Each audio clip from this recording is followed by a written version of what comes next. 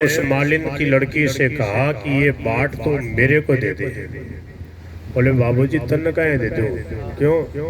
बोले मेरे बाट खो जाते थे, मेरी माताजी मेरे भाई मेरे को बहुत पिटाई करते थे, मैंने भगवान से प्रार्थना करी तो उनकी कृपा से ये मेरे को मिला है। मैं तोलना नहीं जानती, आप ऐसी कृपा करें जिससे इसी से सारे तोल हो जाए भगवान से का।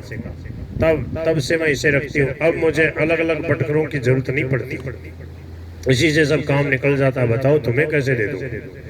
पंडित जी बोले मैं तुम्हें बहुत से रुपये दूंगा। पंडित जी थे बढ़िया पुरोहिती करने वाले, और उस समय उनकी पुरोहिती बढ़िया चल रही। कोई पंडित जी की पुरोहिती बढ़िया चलती है, खूब ब्याह शादी वगैरह होते थे, ब्याह सावा वगैरह होते, लोग बढ़िया प्रेम से पंडित जी को खूब दक्षिणा देते थे।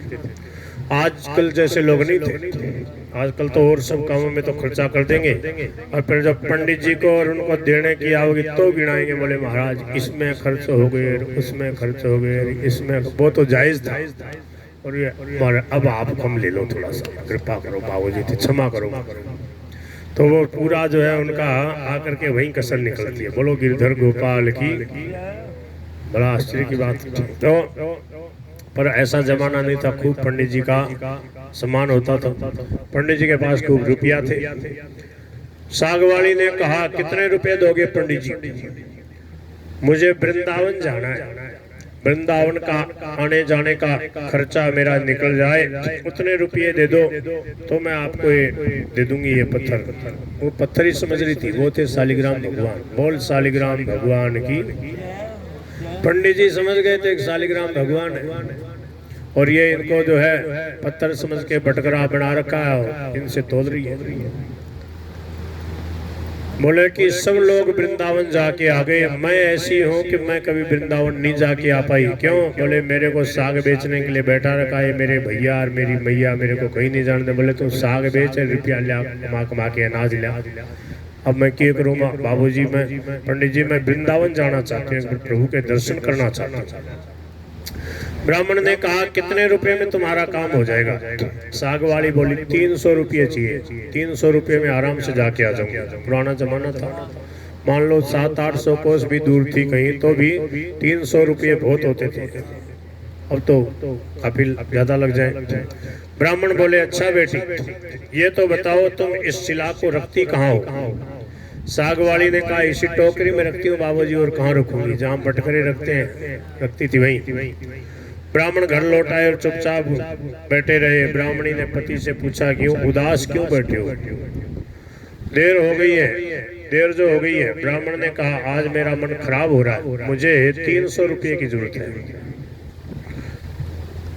अच्छा इसका मतलब उसके पास में भी नहीं थे, पर शालिग्राम भगवान को मुक्त कराना चाह रहे थे कि कहीं कहीं से जुगाड़ करूंगा 300 रुपये का। स्त्री ने कहा इसमें कौन सी बात है, आपने ही तो मेरे गहने बनवाए थे, विशेष जरूरत है तो लो, इन्हें ले जाओ, होना होगा तो फिर हो जाएगा। इतना कहकर ब्राह्मणी ने गहने उतार कर दे दिए। ब्राह्मण ने गहने बेचकर रुपये इकट्ठे किए और दूसरे दिन सवेरे सागवाड़ी के पास जाकर उसे रुपये गिना दिए और बदले में उस शिला को ले आए। बोल गिरधर गोपाल की।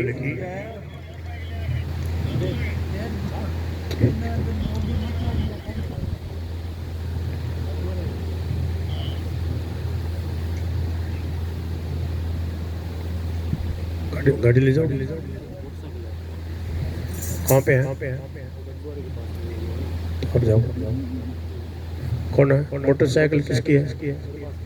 किसके पास है? वो त्रिलोक जी आ रहे हैं, थोड़ा लेके आ जाओ। कहाँ से लेके आना? लो दादू द्वारा है ना, वहाँ त्रिलोक जी खड़े हैं, उनको ले आओ। बोल गिरधर गोपाल की। बांके बिहारी लाल की जय। वो क्या हुआ साथ में आया करते हैं, कहीं विशेष काम में जागरण में चले गए थे। बोल गिरधर गोपाल की जय। तो ब्राह्मण ने गहने बेचकर रुपये इकट्ठे किए और दूसरे दिन सवेरे ही साग वाले के पास गए। बोले ले 300 रुपया ला, मंदे बासिला मंदे दे। बदले में उस शिला को ले लिया। गंगा जी पर जाकर उसको खूब अच्छी तरह से धोया और फिर नहा धोकर वे घर लौट आए। इधर पीछे से एक छोटा सा सुकुमार बालक आकर ब्राह्मणी से कह गया पंडिताइन जी तुम्हारे घर ठाकुर जी आ रहे हैं, घर को अच्छी तरह झाड़ बुहार को ठीक कर लो। समझ गए? देखो ठाकुर जी की लीला। पंडित जी उन सालिग्राम भगवान को बढ़िया नदी में धो धो करके रगड़ के बोले महाराज ऐसी मैली कुचैली इसको टोकरी में बताओ। कोई वही है पहला चुटको चला कपड़ा वहीं डाल देती सब्जी के ऊपर और वहीं आपको रखती थी। बताओ वहां रहने लायक थे। प्रभु कृपा हो गई, मेरी स्त्री के भले ही गहने सब दिख गए पर आप तो आजाद हो गए। देखो पंडित जी बढ़िया समझदार थे। ठाकुर जी सालिग्राम भगवान को मुक्त करा दिया। भगवान तो सबको भवसागर से मुक्त करते हैं और भगवान भक्त को मुक्त करता है। बोल नंद के लाला की। अब क्या हुआ, ठाकुर जी की लीला करी। कृष्ण कन्हैया छोटे से लाला बनकर के पंडिताइन के पास गए। देखो कैसा बढ़िया जमाना था उस समय। ठाकुर जी ऐसे ही डोलते थे, नारद जी महाराज ऐसे ही घूमते फिरते थे। अब तो कई वर्षों से दिखते ही नहीं है। पहले नारद जी ऐसे घूमया करते, किसी को कोई बात पहुंचानी होती, भगवान से कहना होता तो मान लो लक्ष्मण दास जी को कहना होता कि भाई 10 साल जीऊंगा कि 20 साल, नारद जी पूछ रहे हो तो नारद जी पूछ के आ जाते, बोले बस आप तो 20 साल के ही मेहमान है। तो बोले भाई चलो 20 साल भजन कर लो। बोल गिरधर गोपाल की। तो क्या हुआ, अब घर को अच्छी तरह झाड़ बुहार कर ठीक कर लो। पंडिताइन जी आपके घर में ठाकुर जी आ रहे हैं। हाँ हाँ हाँ। सरल हृदय ब्राह्मणी ने घर साफ करके उसमें पूजा की सामग्री सजा दी। ब्राह्मण ने आकर देखा तो उन्हें अचरज हुआ। ब्राह्मणी से पूछने पर उसने छोटे बालक के आकर कह जाने की बात सुनाई। ब्राह्मण ने कहा आपको कैसे पता लगा, इतना बढ़िया सब कुछ तैयारी कर लिया आपने? बोले छोटो सो टाबर आयो और वो बोले पंडिताइन जी तारे घर ठाकुर जी आ रहा, तैयारी कर लो। छोटे बालक के आकर कहने की सब बात सुनाई। यह सुनकर पंडित जी को और भी ताज्जुब हुआ, आश्चर्य हुआ। बोले इसका मतलब ठाकुर जी ही है, सालिग्राम भगवान है साक्षात। बिल्कुल पक्की हो गई बात। ऐसे भी कोई कोई पत्थर भी होता ना गोल मटोल, सालिग्राम जी जैसा लगता है, तो सालिग्राम जी हैं, ठाकुर जी हैं, तो पक्की बात है। पंडित जी ने शिला को सिंहासन पे पधराकर उसकी पूजा की। फिर उसे ऊपर आड़े में पधरा दिया और ऊंचे पे, पहले तो ऐसे चौकी वगैरह पे सिंहासन पर बैठा के पूजा करी, अभिषेक किया, पंचामृत से स्नान किया, गो उससे गाय का घी दूध दही और शहद चीनी से ये पंचामृत से स्नान करके बढ़िया पहुंच के बढ़िया सुंदर उनके घी वगैरह लगाया, तिलक लगाया और फिर बढ़िया से छोटे सिंहासन पे सुंदर कोमल से कपड़े पे रख के और ऊपर आड़े में पधरा दिया। कोई छोटा मोटा टाबर उसको हाथ न लगावे। अब क्या हुआ,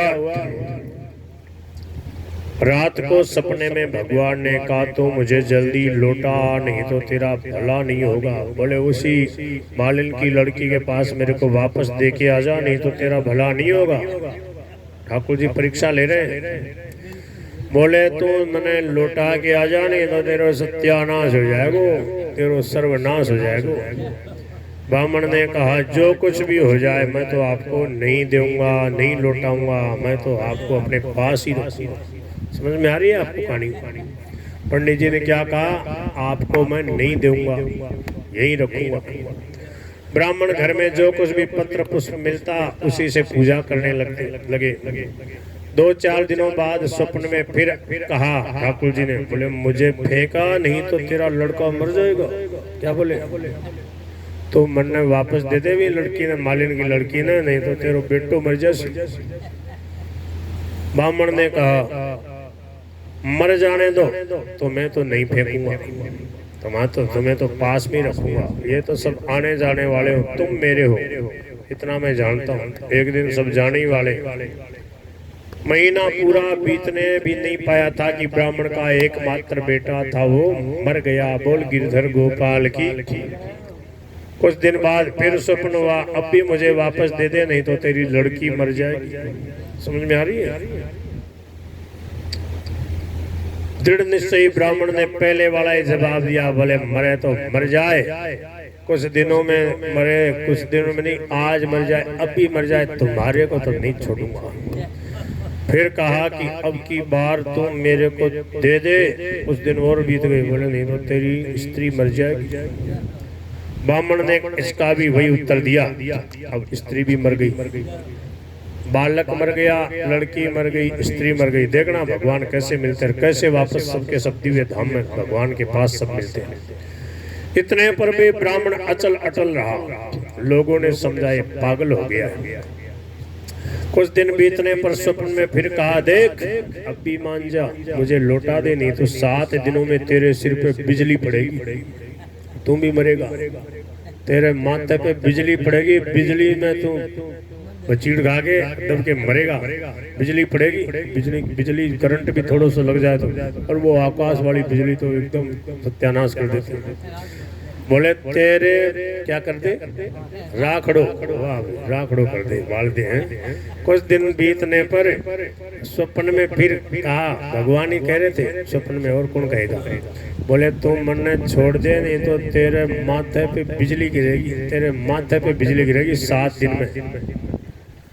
बोले 7 दिन तो गणाई है महाराज, 7 दिन में तो परीक्षित जी ने सीधा विमान में बैठ के भगवान का धाम प्राप्त कर लिया। भागवत जी सुन के मैं तो आपका नाम ले रहा हूँ, राम राम कर रहा हूँ, 7 दिन में क्यों अभी गिर जाए भले, आपको तो नहीं छोड़ूंगा।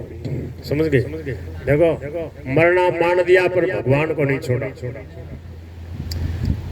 बोले कुछ भी हो जाए, बिजली गिरा तो गिरने दो, पर मैं तुम्हें उस साग वाली की गंदी टोकरी में नहीं रख के आऊंगा, मेरे पास ही रखूंगा। ब्राह्मण ने एक मोटे कपड़े में लपेट कर भगवान को अपने माथे पर मजबूती से बांध लिया। बोले बिजली गिरेगी तो पहले आपके ऊपर गिरेगी। बोल गिरधर गोपाल की। बोले अपन दोनों सागई काम चलते को। बोले आप भी अलग नहीं हो, बिजली गिरेगी तो पहले तारे पे गिरेगी। हाँ, तो अब क्या हुआ, यहाँ आ जाओ, थोड़ा आगे सरको थे। राम राम, यहाँ आ जाओ। बोल गिरधर गोपाल की जय, नंद के लाला की। देखो दृढ़ निश्चय में भगवान है। भगवान ने क्या कहा गीता में, अपिचेत सुदुराचारो भजते माम अनन्य भाग साधुरेव समन्तव्यः सम्यक व्यवसितो। सम्यक माने पक्का निश्चय कर लेता है, कितना ही पापी रहा हो मैं भी क्षिप्रम भवति धर्मात्मा शाश्वत शांतिम निगच्छति कान्तेय प्रतिजानी न मे भक्तः प्रणश्यति। हे कुंती नंदन, तुम ये निश्चय समझो कि मेरे भक्त का कभी पतन नहीं होता। बोल बांके बिहारी लाल की। तो क्या हुआ कि पतन किसका होता है? बोले संशयात्मा विनश्यति पर नमे भक्तः प्रणश्यति। मेरे भक्त का कभी विनाश नहीं होता। ये गीता उसने पढ़ी हुई थी, उसका पक्का विश्वास था कि मैं भगवान का नाम ले रहा हूँ तो भगवान कितनी कड़ी परीक्षा ले, पास अवश्य हो जाऊंगा। देखो भगवान परीक्षा लेते हैं तो पास होने की शक्ति सामर्थ्य कहाँ से मिलती है? उन्हीं से मिलती है। देखो प्रहलाद जी की कितनी परीक्षा ली, प्रहलाद जी की कितनी परीक्षा ली, मीराबाई की कितनी परीक्षा ली, पर पास हो गए कि नहीं हो गए? शक्ति कहाँ से मिली? भगवान से मिलती है। बोल गिरधर गोपाल की।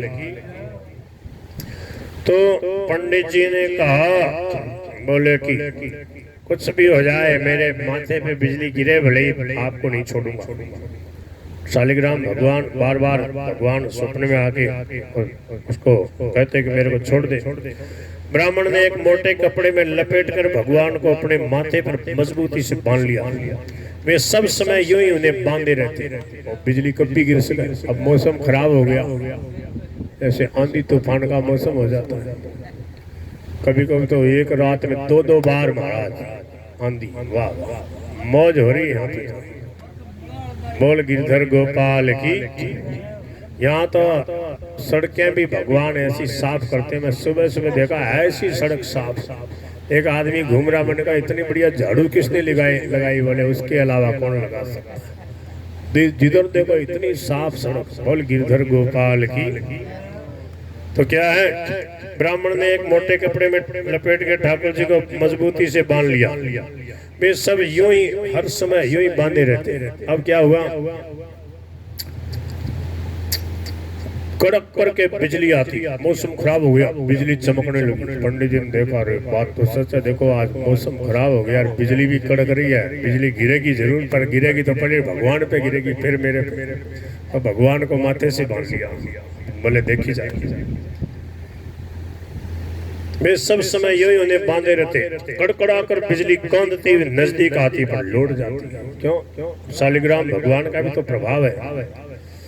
3 दिन शेष रह गए। अच्छा, 4 दिन से मौसम खराब ही चल रहा था, अब 3 दिन और शेष रह गए। और वैसे ही कादा के चुड़कार बिजली जो है चमकती दिखती है रात में। एक दिन ब्राह्मण गंगा जी के घाट पे संध्या पूजा कर रहे थे कि 2 सुंदर बालक इनके पास आकर जल में कूदे। एक सांवला और एक गोरा। उनके शरीर पे कीचड़ लिपटा हुआ था। वे इस ढंग से जल में कूदे कि जल उछलकर ब्राह्मण के शरीर पे पड़ा। समझ गए? छोटे छोटे बच्चे जैसे खेलते रहते ना, सांवड़ा और गोरा, कृष्ण बलराम ऐसे खेल के आए, मानो यमुना जी में खूब नहा धो के आए, थोड़े कीचड़ रज रज लपेट के आए और फिर बोले चलो पंडित जी को चिढ़ाते हैं थोड़ा। तो छोटे बच्चे तो बच्चे ही जोर से कूदे। पंडित जी वहीं घाट पे स्नान करके संध्या वंदन कर रहे, पूजा पाठ, जोर से ऐसे कूदे कि छांटे उछल के पंडित जी के ऊपर। पंडित जी ने कहा तुम लोग कौन हो भैया, कहीं इस तरह जल में कूदा जाता? देखो मेरे शरीर पे जल पड़ गया। इतना ही नहीं, मेरे ठाकुर जी भी के ऊपर भी छींटे पड़ गए। तुम कीचड़ में ऐसे सन के आए और ऐसे कूदे हो, देखते नहीं हो मैं पूजा कर रहा था। बच्चों ने कहा हो तुम्हारे भगवान पे भी छींटे लग गए। पंडित जी हंस के बोले, बच्चे हमने देखा नहीं बाबा, तुम गुस्सा ना होना बाबा, गुस्सा मत करो। ऐसे करके बड़े हंस करके बोले दोनों बच्चे। पंडित जी ने देखा, हाँ बच्चे बोलते बड़े मीठे। कहा नहीं भैया गुस्सा कहाँ होता हूँ, बताओ तो तुम किसके लड़के हो? ऐसा सुंदर रूप तो मैंने कभी नहीं देखा। कहाँ रहते हो तुम? हाँ कैसी अमृत घोली मीठी बोली आप लोगों की। बच्चों ने कहा बाबा हम तो यहीं रहते हैं। पंडित जी बोले भैया क्या फिर कभी मैं तुम लोगों को देख सकूंगा? बच्चों ने कहा क्यों नहीं बाबा, पुकारते ही हम आ जाएंगे। पंडित जी के नाम पूछने पर हमारा कोई एक नाम नहीं है, जिसका जो मन होता उसी नाम से वह हमें पुकार लेता है। बोल गिरधर गोपाल की। सांवला लड़का इतना कहकर बोला लो बाबा ये मुरली लो, जरूरत हो तब इसे बजाना। बजाते ही हम लोग आ जाएंगे। मुरली बजाते, मुरली दे दी। कैसे बजाऊं? बताया वैसे ऐसे बजाऊं। दूसरे गोरे लड़के ने एक फूल देकर पंडित जी से कहा लो बाबा इस फूल को अपने पास रखना, तुम्हारा मंगल होगा। एक ने कन्हैया ने तो मुरली दी, बलराम जी ने फूल दे दिया। वे जब तक वहां से चले नहीं गए, पंडित जी निर्निमेष दृष्टि से उनकी ओर ही देखते रहे। बच्चे बड़े सुंदर हैं। देखो ठाकुर जी ऐसी लीला कर जाते, पास में एकदम नजदीक में आकर के भी अपने को जल्दी पहचानने नहीं देते। मन ही मन सोचने लगे आहा कितने सुंदर हैं दोनों, कभी फिर इनके दर्शन होंगे। ब्राह्मण ने फूल देखकर सोचा फूल तो बहुत बढ़िया, ऐसी मनोहर सुगंध आ रही है इस फूल में, पर मैं इसका क्या करूंगा और रखूंगा भी कहाँ? चलो इससे अच्छा है हमारे जो राजा जी है उसको दे दो, नई चीज है, राजा भी प्रसन्न होंगे, वह राजी होगा। राजा जी के यहाँ भी पुरोहिताई करने जाते थे पंडित जी। यह सोचकर पंडित जी ने जाकर फूल राजा जी को दे दिया। राजा बहुत प्रसन्न हुए।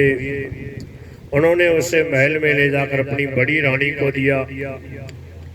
इतने में छोटी रानी ने आकर कहा लो मेरी तो कोई गिनती को नहीं, मैंने तो वो फूल ते दिखाए नहीं, मुझे भी ऐसा ही फूल ले आके दो, नहीं तो मैं डूब के मरूंगी। लो सा बोल गिरधर गोपाल की। ये देखो सोतिया डा, दोनों सोत होती ना, एक पति की जितनी पत्नियां होती हैं वो सब एक दूसरी सोत होती, तो उनमें ईर्ष्या हो जाती है। एक को कोई चीज दे दो दूसरी को न दो तो फिर देखो मजा। औरों की छोड़ो, कृष्ण भगवान की और जो पटरानी रुक्मिणी और सत्यभामा आपस में लड़ पड़ी। एक फूल ले आके एक बार नारद जी दियो, कृष्ण भगवान रुक्मिणी जी के महल में जहाँ बैठे वहां दिया। भगवान ने वो फूल, अरे पारिजात वृक्ष का, कल्प वृक्ष का सुंदर फूल, वो कभी मुरझावे नहीं और सुंदर सुगंध आती रहे उसमें, वो फूल रुक्मिणी जी को दियो। रुक्मिणी जी ने बहुत प्रसन्नता से प्रभु का आशीर्वाद रूप ये फूल है, उसको पूजा के कमरे में रख लिया। बड़ी प्रसन्न। नारद जी गए सत्यभामा के महल में और जा करके उसको भड़काया, कांटे भिड़ाए। बोले लो मैं तो फूल ले आयो मको तानन देसी मैं तो रुक्मणी जी ने सत्य भामा बोली के कौन सो फूल ले आया बोले मैं हटे को फूल कौन ले आयो स्वर्ग से लायो कल्प वृक्ष को फूल और आपको तो दिखाया ही नहीं और आप कहते हो मैं सबसे बड़ी प्रेमिका प्रेमी भक्ता बोले तेरे से तो मीठी मीठी बातें बनावे प्रेम तो पूरा रुक्मणी से। अब सत्य भामा जी मुंह फुला के मुंह सुझा के बैठ गए।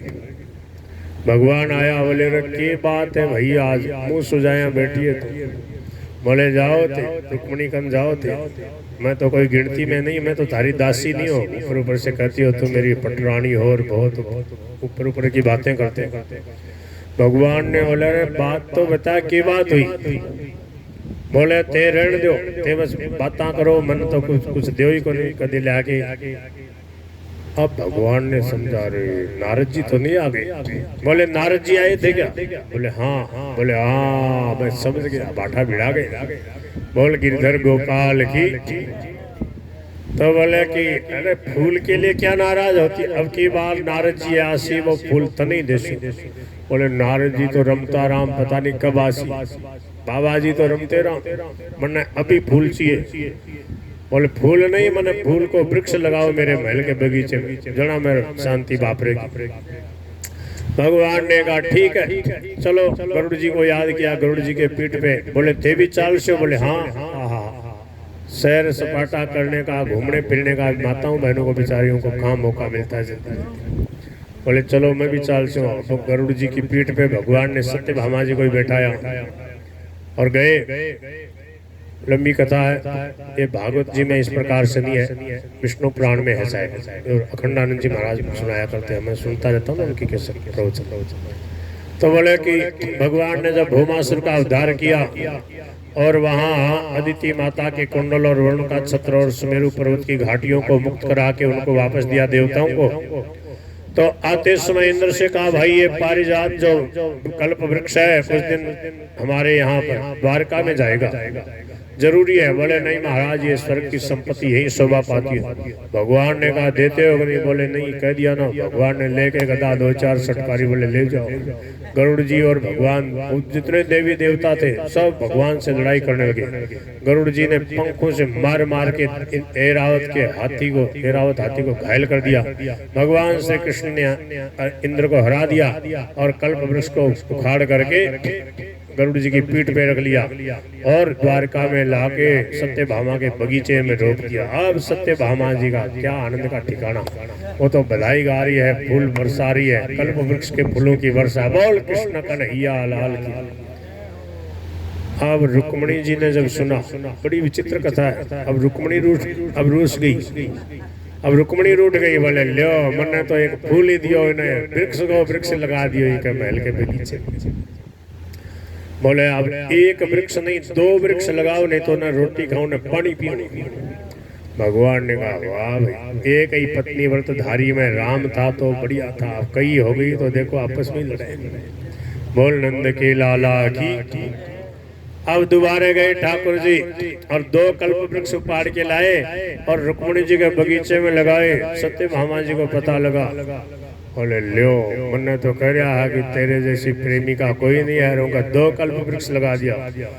अब बाप फिर रूस गई, मुंह सुझा के बैठ गई। बोले अब क्यों रूस के बैठी है? बोले उनका 2 लगा दिया तो दूसरे की प्रसन्नता में प्रसन्न रहना भी तो सीखो। बोले ये ज्ञान की बातें रहने दो, पहले 4 कल्प वृक्ष मेरे इसमें लगाओ।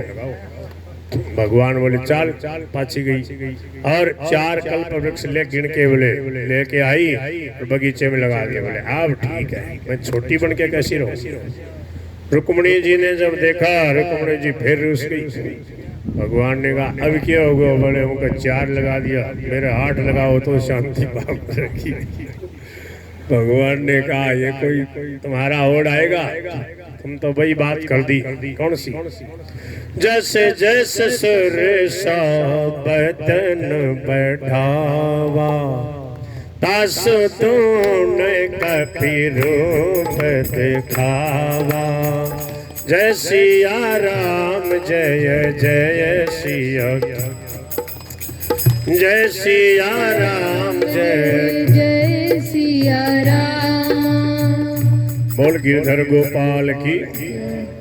जो जन भरते बदन पसारा, कपि तन के न दुगुन विस्तारा। तोहर सो रहे वो जो जन मुक्त ठयो, तुरत पवन सुत 32 भयो। जस जस सुरसा बदन बढ़ावा, तास दून कपि रूप दिखावा। मेरे को भी वही रोल करना है, क्या करूं। तो भगवान 8 कल्प वृक्ष लाए। किसके महले में लगाए? रुक्मणी जी का लगाए। अब बार उसकी बोले मेरे 16 लगाओ, तो मेरे 16 लाके लगाए। फिर बार उसी बोले 32 लगाओ। भगवान बोले सत्य भामा जी अब तेरी शांत भी होगी कि नहीं? लो अब तारे दोनवा का बगीचा ने कल्प वृक्ष सही भर दो, तब तारे शांति रहेगी। बोले हाँ। बोले अब यही लो, अब शांत हो जाओ। बोल गिरधर गोपाल की। तो भगवान की मधुर लीला है। अब क्या हुआ, इधर बड़ी रानी को उसने फूल दे दिया, तो छोटी रानी नाराज हो गई। बोले ये तो मैंने फूल लिया के दो, नहीं तो डूब के मरूं। राजा दरबार में आए और सिपाहियों को उसी समय पंडित जी को खोजने भेजा। सिपाहियों ने ढूंढते ढूंढते ढूंढते जाकर देखा कि ब्राह्मण देवता सिर पर शिला बांधे एक पेड़ की छाया में बैठे गुनगुना रहे हैं, हरे राम